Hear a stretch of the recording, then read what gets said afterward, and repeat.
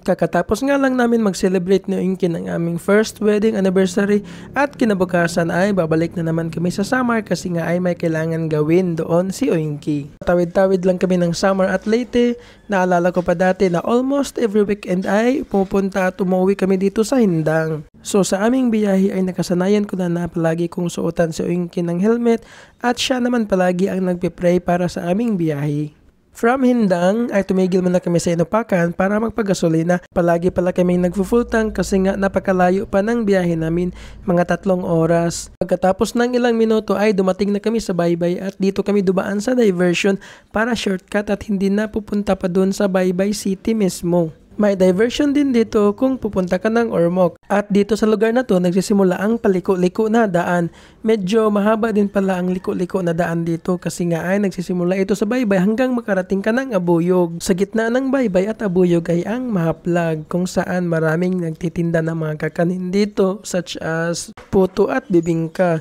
Yung mga nagtitinda pala dito ay nasa gilid lang naghihintay ng mga sasakyan na huminto para bumili ng kanilang mga ibinebenta. Dadaanan mo din pala dito yung tinatawag nila na Mahaplag Twisties kung saan napakaganda bangkingan dito pero syempre hindi tayo magbabangking kasi nga ay importante na makauwi ng safe. At nakarating na nga kami dito sa Abuyog. So sa lugar na to ay medyo familiar ako kasi taga dito sila mama at bata pa ako ay pumupunta-punta na din ako dito. Sa Abuyog din nag-aaral ang kapatid ni Inky dito sa ACC. Dito wala nang paliko-liko na daan. Napakaganda ng daan dito kasi halos lahat naka 4 lanes na at walang lubak-lubak. Ngayon ay nandito na kami sa Dulag at napakaganda ng view dito kasi nga sa gilid ng daan ay makikita mo yung dagat. May mga resort din pala dito so dyan sa ay makikita nyo yung Shydance Beach Resort and Spa. At hindi pa namin na yung kinasubukan na pumasok sa Shydance, yung nasubukan lang namin ay yung Bristow which is nalagpasan na natin.